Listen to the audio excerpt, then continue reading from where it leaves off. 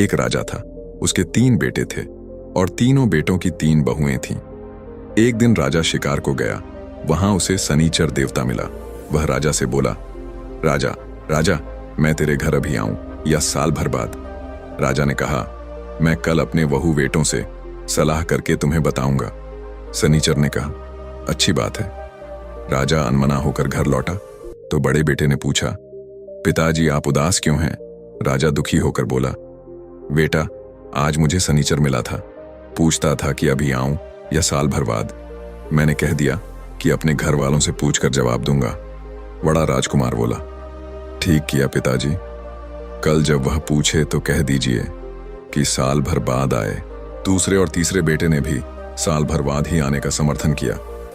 राजा ने सोचा, चलो साल भर के लिए तो आफत टली। राजा अपनी छोटी बहू को बहुत प्यार करता था, इसलिए उसने सोचा कि उससे भी चलकर पूछ लिया जाए। छोटी बहू के सामने जब यह बात कही तो वह बोली, पिताजी जब शनिचर को आना ही है तो साल भर बाद के लिए क्यों कहा जाए? जो कुछ विपदा आएगी उसे सहना ही पड़ेगा। इसलिए मैं तो कहती हूं कि देर करने से क्या लाभ है, जाकर उससे कह दीजिए कि अभी आ जाए। राजा को छोटी बहू की बात जंच गई और वह शनिचर की तलाश में निकल पड़ा। शनिचर तो जंगल में बैठा उसकी प्रतीक्षा कर ही रहा था। राजा को देखते ही बोला, कहो महाराज, क्या निश्चय किया? राजा ने उत्तर दिया, भैया निश्चय क्या करना है, तुम्हें आना तो है ही, इसलिए अब भी आ जाओ। शनिचर बड़ा प्रसन्न हुआ। राजा का घर पहुंचना था कि वहां शनिचर का डेरा तन गया। हाथी घोड़े, फौज फर्रा सब बिक गया, खजाना लुट गया और राजा इतना कंगाल हो गया कि पेट को रोटी मिलनी भी दूभर हो गई। अपने देश में भीख भी कैसे मांगता। उसने सोचा कि अब यहां से चल देने में ही खैर है।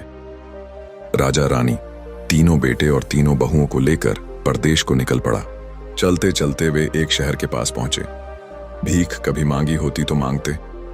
चिंता में वे सब पेड़ के नीचे बैठ गए।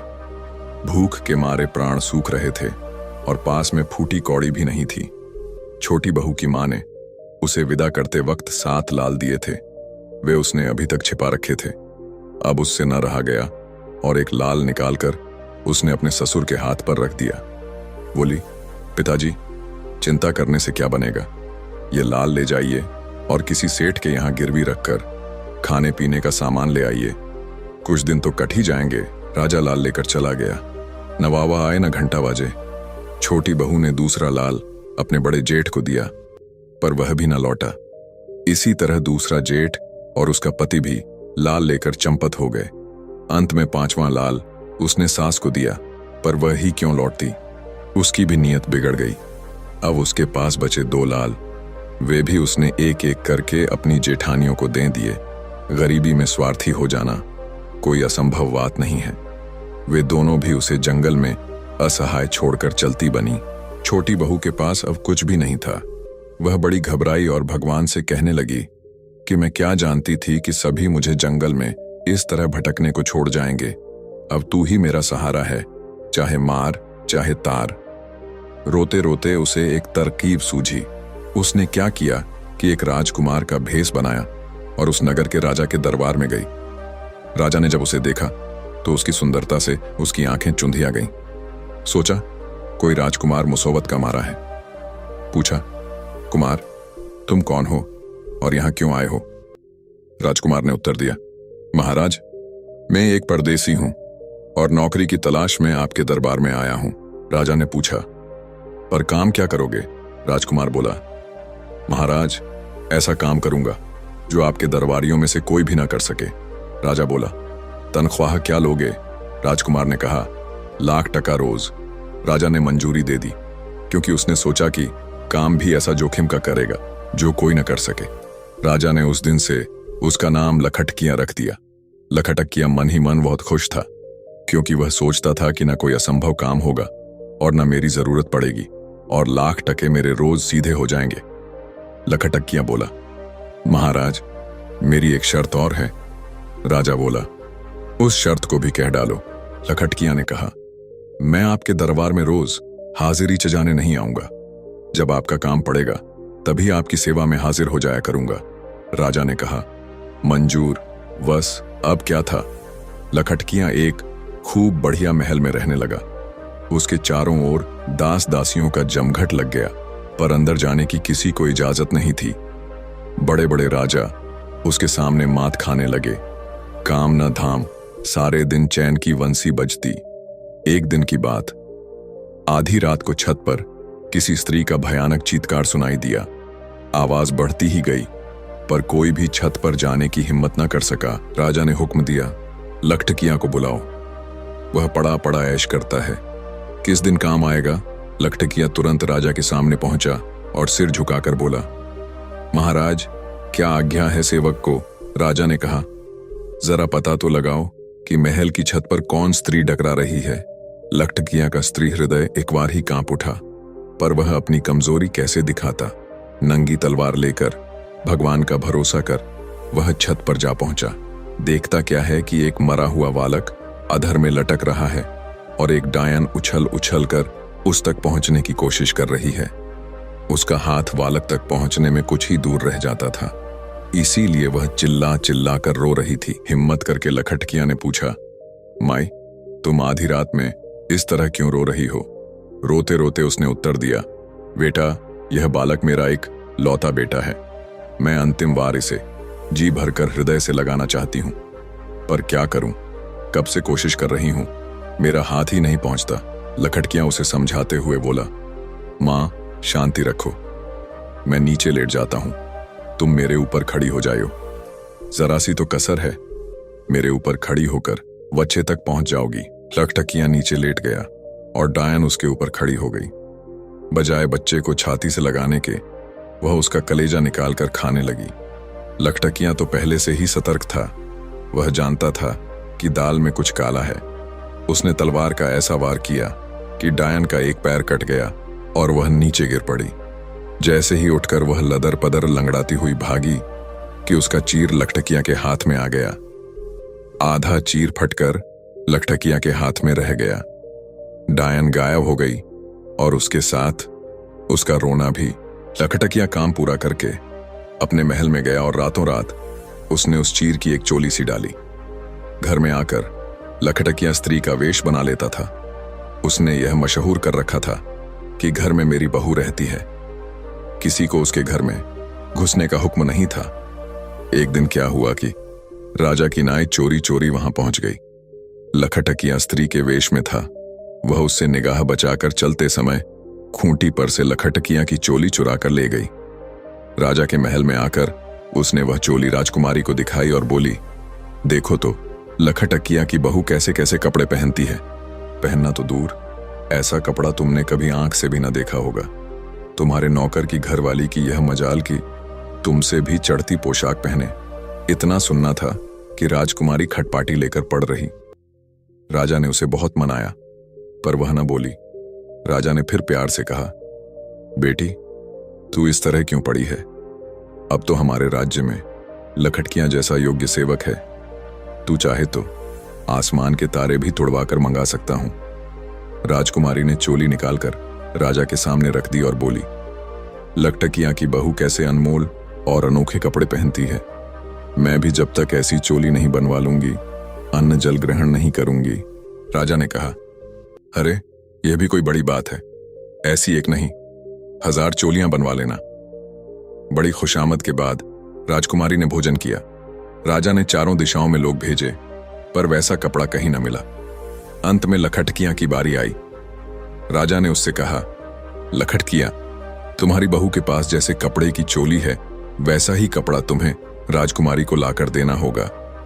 अगर तुमने ऐसा नहीं किया तो समझ लेना कि तुम्हारा सर धड़ से अलग कर दिया जाएगा।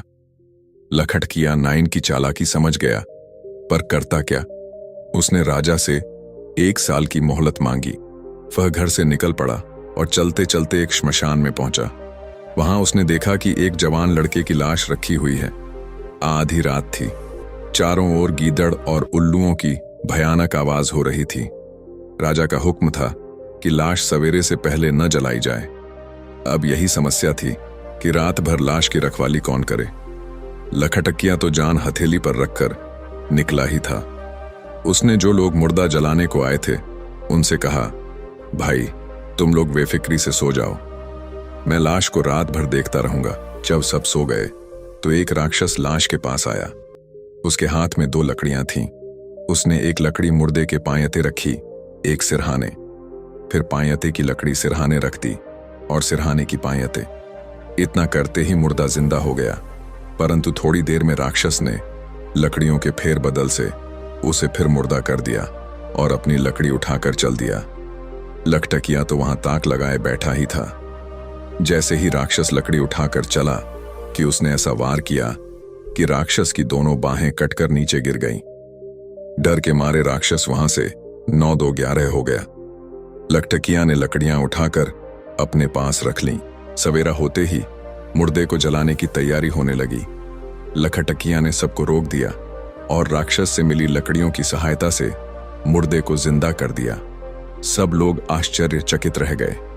राजा ने जब यह सुना तो वह दौड़ा आया और प्रसन्न होकर लखटकिया को आवा राज्य दे दिया और अपनी बेटी की शादी उसके साथ करने को तैयार हो गया। लखटकिया ने कहा, राजन, मैं एक बड़े भारी काम को पूरा करने के लिए घर से निकला हूं। काम पूरा करके लौटूंगा तो अवश्य आपकी आज्ञा का पालन करूंगा। राजा का आशीर्वाद लेकर लखटकिया आगे बढ़ा। दर मंजिल दर मुकाम, दर मंजिल दर मुकाम। वह चलते चलते एक घने जंगल में पहुंचा। थक कर चूर हो गया था। सामने उसे एक मकान दिखाई दिया। सोचा वहीं जाकर आराम करूंगा। वह मकान भी निराला था, न खिड़कियां थीं न दरवाजे। लखटकिया निराश होकर इधर उधर चक्कर काटने लगा, पर कहीं से उसे घर में घुसने की जगह न मिली। शाम को छत पर से एक लड़की झांक रही थी। लखटकिया को देखकर बोली, ऐ आदमी के बच्चे, तू यहां कहां? भाग जा यहां से, मेरे माँ बाप आते होंगे, वे तुझे जिंदा खा जाएंगे। लखटकिया बोला, देवी, जो कुछ होगा उसके लिए मैं तैयार हूं। मेरे लिए तो सब तरफ ही मीत है। अगर तुम्हारे माता पिता के हाथ में मौत लिखी है तो मुझे कोई चिंता नहीं। मैं इतना थक गया हूं कि एक कदम भी आगे नहीं चल सकता। ये लड़की लखटकिया पर मोहित हो चुकी थी। वह उसके प्राणों की रक्षा का उपाय सोचने लगो। उसने लखटकिया को मक्खी बनाकर दीवार से चिपका दिया। थोड़ी देर बाद डायन और राक्षस आए और नाक से सूं सूं करते हुए बोले, बेटी, इंसान गंध आ रही है। लड़की बोली, पिताजी, बया हुआ है। आज आपको अपनी बेटी का भी विश्वास नहीं है। यहां मानव को तो हंसती ही क्या है। आपके डर से परिंदा भी नहीं फटक सकता। आप आदमी का शिकार करके आए दीख पड़ते हैं, इसलिए मानस गंध आपको नाक में रमम गई है। इतना सुनकर डायन और राक्षस दोनों लेट गए। डायन बोली, जिसने मेरा चीर खींचा है वह मुझे मिल जाए तो मैं उसे कच्चा ही चबा जाऊं। राक्षस बोला, और जिसने मेरे हाथ काटे हैं अगर मुझे मिल जाए तो टुकड़े टुकड़े कर डालूं। मक्खी बना हुआ लखटकिया यह सब सुन रहा था। हाय राम, आज तो वह अपने दुश्मनों के ही घर में आ फंसा है। वह समझ गया कि यह वही डायन है जो रो रही थी और यह वही राक्षस है जिसने मुर्दे को जलाया था। अब तो डर के मारे उसकी जान सूख रही थी। राम राम करके उसने रात काटी। सवेरे उठकर डायन और राक्षस शिकार को चले गए। लड़की ने लखटकिया को फिर आदमी बना दिया और बोली, तुम कितने सुंदर हो, मैं तुमसे विवाह करना चाहती हूं। लखटकिया बोला, कैसी असंभव बातें करती हो। भला तुम्हारे माता पिता मुझे जीवित छोड़ सकते हैं, वे तो मुझे कच्चा ही चबा जाएंगे। लड़की बोली, तुम्हें नहीं मालूम कि वे मुझे कितना प्यार करते हैं। उन्होंने मुझे वचन दिया है कि मैं जिससे चाहूं विवाह कर सकती हूं। वे उसे कभी कोई नुकसान नहीं पहुंचाएंगे। लखटकिया बोला, पर मैं तो उनका दुश्मन हूं। लड़की ने कहा, कोई भी क्यों ना हो, वे वचन से बंधे हैं। वे मेरे पति का अहित नहीं कर सकते। बोलो, अब क्या आपत्ति है? लखटकिया चक्कर में पड़ गया। बोला, परंतु मैं अभी विवाह नहीं कर सकता। मैं एक कठिन काम पूरा करने को घर से निकला हूं। उसे पूरा करने के बाद ही विवाह कर सकूंगा। लड़की बोली, वह क्या काम है? लखटकिया ने कहा, मुझे तुम्हारी मां का चीर चाहिए, क्या तुम दिलवा सकती हो? लड़की बोली, तुम तो बड़े ही भोले हो। जब मुझे ब्याह देंगे तो क्या तुम्हारी मनचाही चीज नहीं दे सकेंगे? देखो, मैं एक बात तुम्हें बताती हूं। जब मेरे माता पिता मुझे तुम्हारे साथ विदा करेंगे तो वे तुमसे कहेंगे जो चाहे सो मांग लो। तब तुम बांसुरी और उड़न खटोला मांग लेना। लखटकियां बात काटते हुए बोला, पर मुझे तो चीर चाहिए, मैं बांसुरी और उड़न खटोले का क्या करूंगा? लड़की ने कहा, अरे तुम तो बात समझने से पहले ही ले उड़े। वह बांसुरी मामूली बांसुरी नहीं है, वह जादू की है। अगर उस बांसुरी को चिथड़े गुदड़ों पर भी फिरा दोगे तो जैसा चीर तुम चाहते हो वैसा ही बन जाएगा। लखटकियां बड़ा प्रसन्न हुआ।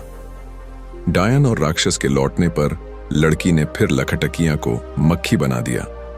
डायन बोली, बेटी आज तू कुछ उदास सी दिखाई दे रही है। लड़की ने कहा, नहीं तो, ऐसा तो कुछ भी नहीं है, पर आप नाराज ना हो तो मैं एक बात कहूं। डायन बड़े प्यार से बोली, बेधड़क होकर कह, तेरे लिए तो मैं असंभव को संभव कर सकती हूं। राक्षस बोला, हां बेटी, डर किस बात का है, तुमसे प्यारा हमारे लिए है ही कौन। आश्वासन पाकर लड़की ने कहा, मां आपको अपने वचन की बात याद है ना? डायन ने कहा, वही तो कि तू जिससे चाहेगी विवाह कर सकेगी और हम लोग उसे कोई कष्ट न पहुंचाएंगे। लड़की ने कहा, हां मैं ऐसा करूं तो आप उसे मारेंगे तो नहीं? डायन और राक्षस ने एक स्वर से कहा, कभो नहीं, कभी नहीं, कभी नहीं। 3 वचन भरवाने के बाद लड़की ने लखटकिए को मक्खी से आदमी बना दिया और बोली, यही मेरे होने वाले पति हैं। डायन और राक्षस अपने शत्रु को देखकर दांत पीसने लगे, पर कर क्या सकते थे? अपनी बेटी को वचन जो दे चुके थे उन्हें विवाह करने के लिए राजी होना पड़ा। विदा करते समय डायन लखटकियां से बोली, बेटा आज से तुम मेरे दामाद हो, जो चाहो मांग लो। लखटकियां ने कहा, मां मुझे आपकी बांसुरी चाहिए। डायन ने बांसुरी दे दी। राक्षस बोला, बेटा मुझसे भी जो जी चाहे मांग लो। लखटकियां ने उससे उड़न खटोला मांग लिया और वहू को उड़न खटोले में बिठाकर उसी राजा के नगर में आया जिसका बेटा जिंदा किया था। वहां से भी राजकुमारी को साथ लिया और उसी नगर में जा पहुंचा जहां नौकरी करता था। सारे नगर में लखटकियां के लौटने का शोर मच गया। लखटकियां ने राजा से कहला भेजा कि शहर भर के चिथड़े गुदड़े बाहर मैदान में जमा करवा दें और राजा साहब सबको लेकर वहां तमाशा देखने आ जाएं। राजा के हुक्म की देर थी। देखते देखते चिथड़ों का ढेर लग गया। लोग वहां तमाशा देखने को उमड़ पड़े।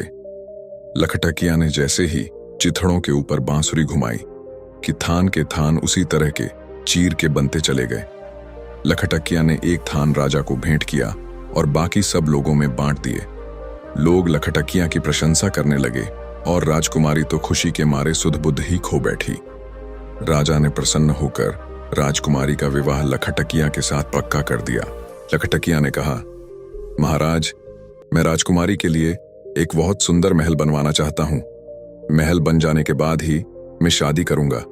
राजा मान गया और महल बनाने के लिए उसने दूर दूर से मजदूर बुलवाए। लखटकियां ने देखा कि उनमें उसके सास ससुर, जेठ जिठानी और पति भी मौजूद हैं। उसे बड़ा दुख हुआ। लखटकियां को किसी ने भी नहीं पहचाना। लखटकियां ने हुक्म दिया कि आज शाम को इन 7 मजदूरों को छुट्टी के बाद रोक लिया जाए। वे घबराए कि अब और क्या मुसीबत आने वाली है। ईंट और गारा ढोते ढोते तो सारी कमर टूट गई है। अब शनिचर देवता और न जाने क्या असर दिखाएंगे। लखटकियां ने देखा कि ससुर, जेठ और उसके पति की दाढ़ी और बाल बढ़े हुए हैं। चेहरे पर झुर्रियां पड़ गई हैं। मजदूरी करते करते हाथों में ठेकें पड़ गई हैं। पैरों में बुरी तरह विवाई फट रही हैं। उसकी आंखों में आंसू आ गए। उसने उनकी हजामत बनवाई और अच्छे अच्छे कपड़े पहनने को दिए और उनसे बिना काम लिए मजदूरी देने का आदेश दे दिया। बाद में उसने अपनी सास को हुक्म दिया कि तुम अंदर जाकर मेरी बहू की सेवा टहल करो। महल के अंदर तो वह स्त्री वेप में रहता ही था। उमने एक दिन अपनी सास से कहा कि मेरी जरा पीठ सहला दो। पोट सहलाते सहलाते सास रोने लगी और उसकी हिचकियां बंध गई। लखटकियां ने पूछा, सच सच बताओ क्या बात है, इस तरह क्यों रोती हो? सास ने कहा, तुम्हारी पीठ का मस्सा देखकर मुझे अपनी छोटी बहू की याद आ गई है। शनिचर के प्रकोप से हमारी अक्ल पर पत्थर पड़ गए और हम उसे धोखा देकर अकेली जंगल में भटकने को छोड़ गए। पता नहीं कि वह मरी है या जीती। सास का दुख देखकर लखटकियां से चुप न रहा गया और वह उनके चरणों में गिरकर बोली, मां मैं ही वह आपकी छोटी बहू हूं। सास ने बहू को छाती से लगा लिया। इसके बाद उसने ससुर, जेठ जेठानियों और अपने पति को भी बुलवा भेजा। वे अपने किए पर बड़े लज्जित थे। अपने पति को लेकर वह राजा के पास पहुंची और बोली, महाराज, यह आपके दामाद हैं, मैं तो आपकी पुत्री हूं। उसने आदि से लेकर अंत तक सारा किस्सा राजा को कह सुनाया। राजा ने राजकुमार के साथ अपनी बेटी का ब्याह कर दिया और आधा राज्य दे दिया। जिन 2 बहुओं को लखट किया अपनी बहू बनाकर लाया था, वे भी छोटे राजकुमार की रानियां बनी। छोटा राजकुमार अपनी 4 रानियों और अपने परिवार को लेकर अपने राज्य में लौट आया। इसी समय 1 वर्ष पूरा हो गया और शनिचर घबराकर भाग गया। राजा सोकर उठे तो सब ठाठ पहले ही जैसे हो गए। सब लोग सुखपूर्वक रहने लगे। दोस्तों, आपको ये कहानी कैसे लगी कमेंट करके जरूर बताइए। वीडियो अच्छी लगी है तो लाइक एंड शेयर करें। ऐसे नई कहानी के लिए चैनल को सब्सक्राइब जरूर करें। आपको किसी तरह कहानी पसंद है हमें जरूर बताइए, ताकि हम उसी तरह की वीडियो लेकर आएंगे। यदि आप हमारे पिछले कहानियां अब तक नहीं देखा है तो उसे भी एक बार जरूर देखें। आपका ध्यान रखें, क्योंकि जल्द मिलेंगे एक नई कहानी के साथ। तब तक के लिए जय सीताराम।